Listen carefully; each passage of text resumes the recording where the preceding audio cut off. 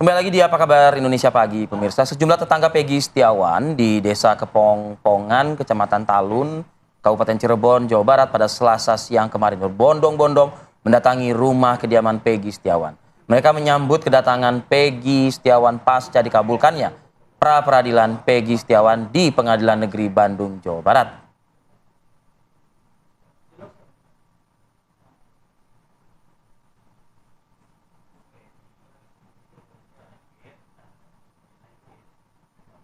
Ya, terlihat memang di kaca masyarakat Desa Kepompongan, Kecamatan Talun ini ingin sekali melihat secara dekat begitu ya kepulangannya Peggy ke rumahnya di Cirebon sesaat setelah Peggy tiba begitu. Sebagian besar warga juga ada yang mengaku mengikuti sidang pra peradilan sejak awal dan mengaku bahagia dengan dikabulkannya pra peradilan oleh Hakim Tunggal Eman Sulaiman.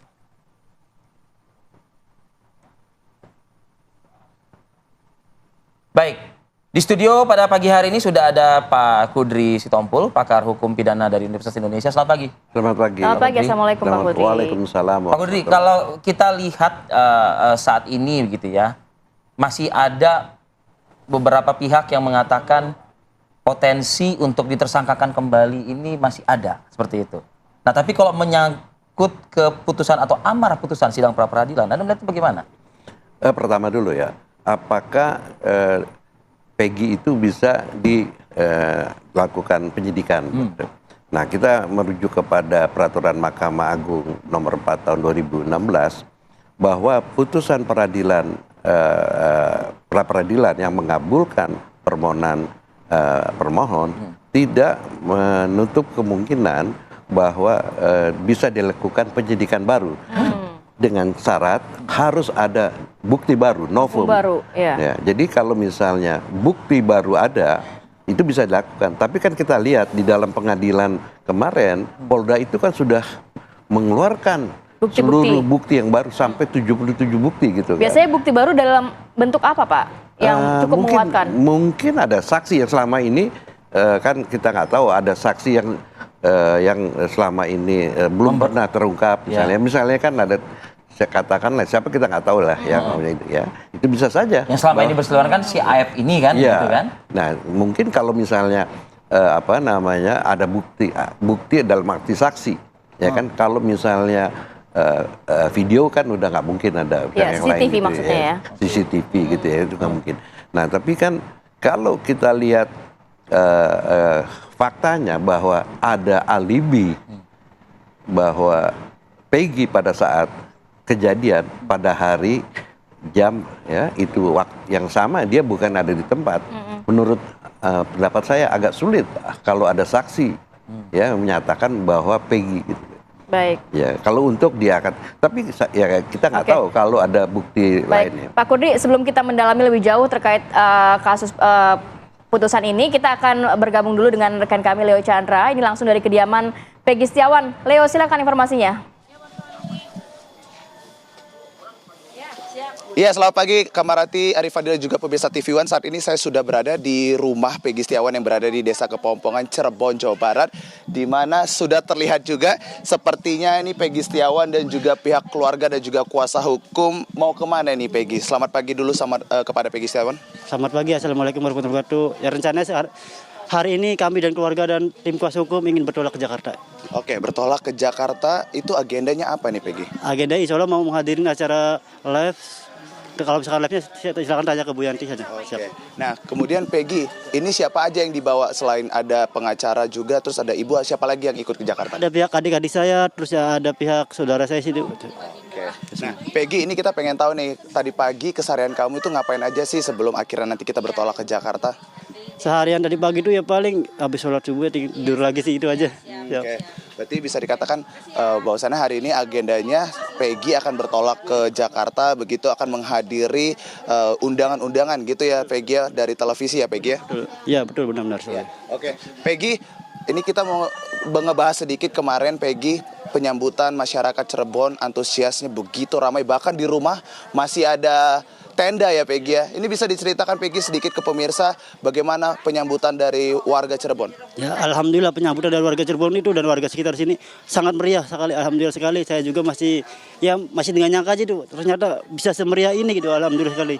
Saya sangat bahagia dan sangat terharu. Oke. Peggy, kita boleh berbincang juga dengan Ibu Kartini. Ibu Kartini, selamat pagi Ibu, sini. Pelan-pelan Ibu. Ibu Kartini, pagi ini mau kemana dan sudah rapih ini Bu? Mau kemana Bu?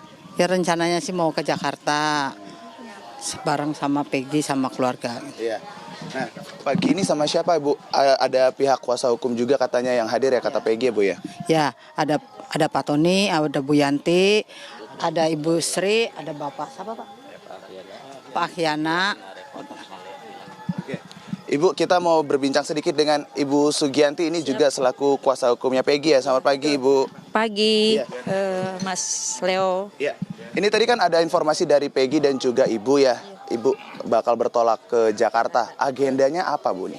Hari ini kita dapat undangan dari Metro TV untuk Peggy Setiawan klarifikasi kemarin kepulangannya dari Polda Jabar setelah pasca keluar dari Polda. Oke. Ibu kan kemarin juga sempat ketemu dengan Pak Camat, begitu Pak Kades, begitu yang juga hadir dalam menyambut Peggy ya. Nah, bagaimana nih kata Pak Camat dan juga Pak Kades terkait dengan pulangnya Peggy? Mereka sangat terharu dan juga bangga ternyata warganya Peggy Setiawan itu tidak terlibat di dalam perkara pembunuhan Vina dan Eki, dan alhamdulillah Pak Camat, Pak Lurah, Pak Kuwu, di sini sebutnya Pak Kuwu, itu sangat menyambut baik kedatangan Peggy dan sangat terharu Peggy bisa kembali lagi ke kampung halamannya. Dan kami semua juga bangga, masyarakat juga bangga Peggy bisa kembali berada di sini. Alhamdulillah. Ini kita kembali lagi ke Peggy ya Ibu ya. Peggy, hari ini kamu rapi sekali, ganteng sekali dengan batik biru ini. Peggy, kita mau nanya, setelah ini Peggy-nya nanti akan kembali bekerja sebagai kuli bangunan atau mau beralih profesi seperti apa nih Peggy? Kalau misalkan ada rezeki lebih dan itu ya insya Allah mau cari kerjaan yang lain. Tapi misalkan rezeki saya ada di bangunan lagi ya insya Allah saya melanjutkan lagi. Oke. Nah, kalau pekerjaan lain Peggy, kira-kira nih Peggy berpikir pengen jadi apa nih Peggy? Ya kalau saya emang nggak neko-neko sih Pak. Jadi saya lebih ke yang penting halal aja sih ya. Gitu aja. Yang nyaman halal itu. Informasinya nih Peggy, Ibu kan katanya dapat warung nih. Apakah nanti Peggy juga akan membantu Ibu nih berjualan di warung? Kalau misalkan itu saya serahkan sama adik yang perempuan saya sih. Karena itu kan lebih ke ranahnya sih. Karena ranah saya kan bukan di itu. Siap. Oke, siap. Terima kasih Peggy, Bu Sugianti dan juga Ibu Kartini. Saya doakan semuanya sampai di Jakarta dengan selamat ya Ibu. Dan itu dia tadi Arif Fadil, Kamarati serta pemirsa untuk informasi dari Peggy Setiawan dan juga pihak kuasa hukum serta keluarga, di mana pagi ini akan bertolak begitu dari Cirebon ke Jakarta untuk menghadiri undangan di media yang berada di Jakarta. Dan tadi juga Peggy sempat mengatakan bahwasannya jika rezekinya nanti ada selain di kuli bangunan, dia tidak menolak. Namun untuk saat ini Peggy Setiawan masih akan tetap menjalankan profesinya sebagai kuli bangunan. Begitu informasi yang bisa kami laporkan. Kamarati dan juga Arif Fadil, kembali ke Anda di studio. Baik, terima kasih Leo Chandra atas laporan langsung dan juga perbincangan dengan Peggy Setiawan. Nampaknya setelah euforia ini berakhir, Peggy langsung fokus lagi untuk bekerja ya. Ya, ini sekaligus kita announce juga ya kepada publik. Bagi yang ada masalah, mungkin lagi musim hujan, bocor-bocor rumah, atau renovasi, butuh ya renovasi, atau mungkin sudah dalam tahap pembangunan rumah, panggil Peggy Setiawan. Semoga rate-nya nggak jadi naik ya, kalau sudah masuk TV kan. Oke lah, kita akan lanjutkan perbincangan dengan Pak Kudis. Saat lagi tetap bersama kami di Apa Kabar Indonesia Pagi. Baik, kita lanjutkan perbincangan Pak Kudri. Masyarakat juga bertanya-tanya setelah Peggy Setiawan akhirnya dilepaskan status tersangkanya, kemudian ini lantas akan seperti apa? Karena 2 DPO dianggap fiktif, yang satu ini sudah tidak tersangka lagi, kemudian bahkan 7 terpidana ini mau mengajukan PK, bahkan mengadukan 2 saksi yang dianggap memberikan keterangan palsu. Semakin blunder kayaknya kasusnya Pak. Sebelum ke sana, saya mau menjawab yang Arif tadi yang mengenai putusan dari hakim itu. Saya kira putusan yang diambil oleh hakim Eman Sulaiman ini sudah tepat dan lugas. Artinya dia hanya tidak abu-abu Pak. Enggak. Hakim itu kan menunjuk ke putusan Mahkamah Konstitusi nomor 21 tahun 2014. Isinya? Ya, ada pemeriksaan terlebih dahulu, ada pemanggilan terlebih dahulu. Jadi selain 2 alat bukti kalau menetapkan tersangka, selain harus ada 2 alat bukti sebagaimana dimaksud pasal 184 KUHP itu, yaitu ahli, surat, saksi, terdakwa dan petunjuk, ya 2 dari 5 itu ditambah dengan harus diperiksa saksi sebagai calon tersangka. Ini apa reasoningnya? Karena ya di dalam suatu pemeriksaan harus didengar semua para pihak. Jadi bahasa bahasa latinnya itu audi alteram partem. Jadi semua pihak harus didengar dulu keterangan baru diambil keputusan. Itu kenapa Hakim Mahkamah Konstitusi menyatakan harus diperiksa dulu, karena ini menyangkut hak asasi orang. Kalau salah tangkap, salah tahan, dihukum itu ya, digeledah, disita ini. Jadi harus prudent, harus hati-hati ini itu jadinya. Jadi saya salut dengan hakim itu karena untuk mengingatkan bahwa kolega-koleganya atau seniornya Hakim Eman ini tidak konsisten menerapkan putusan Mahkamah Konstitusi nomor 21 ini. Ya, dibilang itu putusan Mahkamah Konstitusi yang menyatakan harus diperiksa dulu sebagai tersangka bukan kaidah hukum. Kaidah hukumnya itu ada di amar katanya. Padahal kalau kita menunjuk kepada pasal 197 KUHP bahwa putusan itu ada unsurnya dari A sampai K. Ya, salah satunya pertimbangan hukum. Pertimbangan hukum itu adalah bagian yang tidak terpisahkan dengan amar itu. Karena amar itu kan harus ada dasarnya, reasoningnya itu.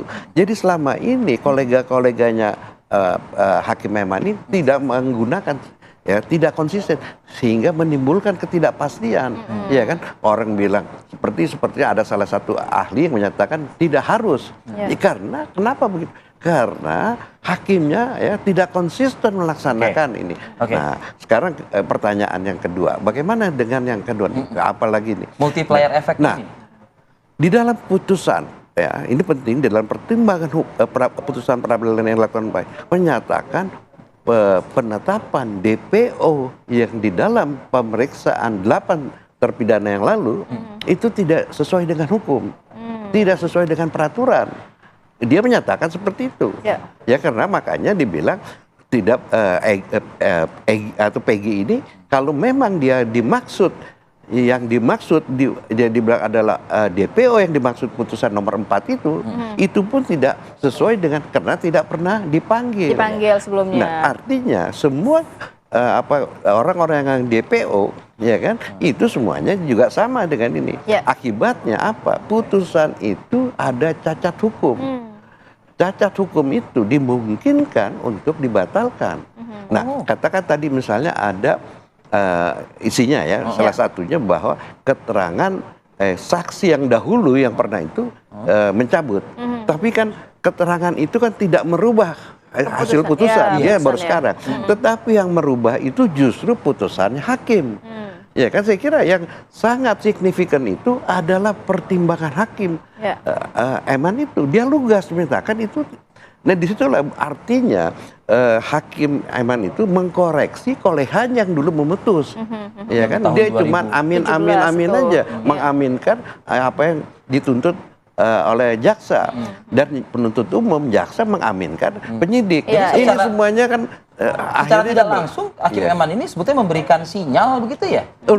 Untuk yang 7 atau 8 terpidana ini. Ya saya kira ya mungkin tanpa sengaja atau sengaja itu kita nggak tahu. Tapi memungkinkan berdasarkan putusan pra peradilan yang Peggy ini untuk dipakai sebagai alasan untuk mengajukan PK kedua kali. Nah, ini kan ada perdebatan. Nggak bisa diajukan PK karena bukan karena tidak boleh PK 2 kali, karena pernah para terpidana ini mengajukan gerasi. Nah, sekarang kita tanya, mana ketentuan yang melarang bahwa tidak boleh ada PK karena gerasi? Tidak ada aturan seperti itu. Tidak ada. Cuman logikanya saya, orang sudah mengakui, karena gerasi kan sudah mengakui. Loh ngapain lagi pakai PK? Itu kalau kita bicara logika. Tetapi logika itu dalam keadaan normal. Ini kan keadaan tidak normal. Mereka itu mengajukan gerasi. Ada pengecualian seperti itu Pak Kudri? Gimana? Ada pengecualian dalam kondisi tidak normal? Enggak. Ini maksudnya. Kenapa mereka satu segi mereka tidak mengakui, tapi dia minta ampun, dia ngakui. Tetapi dengan harapan daripada dia dihukum seumur hidup, sudahlah. Coba jalan. Ya, gitu. Lebih baik gerasi dulu coba begitu seolah-olah ya. sudah buntu waktu itu mereka ini iya. gitu. Mereka juga pernah melakukan PK. Nah, jadi ini saya kira kan kita kembali lagi kepada Undang-Undang Dasar kita ya, di pasal 24 maupun pasal 28 mengenai hak asasi. Kan setiap orang berhak mendapat kepastian hukum dan keadilan. Betul, betul. Jadi kalau kepastian hukum aja tanpa keadilan kan artinya nggak sempurna. Yang sempurna itu kepastian hukum yang berkeadilan. Nah, jadi sebenarnya tujuan hukum itu bukan hanya kepastian. Tujuan tapi harus hukum adil juga di keadilan. situ. Itu Baik, tujuan Pak Kudri. hukum yang terakhir gitu. Oke, baik, kita nantikan akan seperti apa begitu. Terima kasih banyak Pak Kudri sudah hadir Sama-sama. pada Terima kasih, Pak pagi hari Wisoko. ini. Sehat Waktunya. selalu. Assalamualaikum.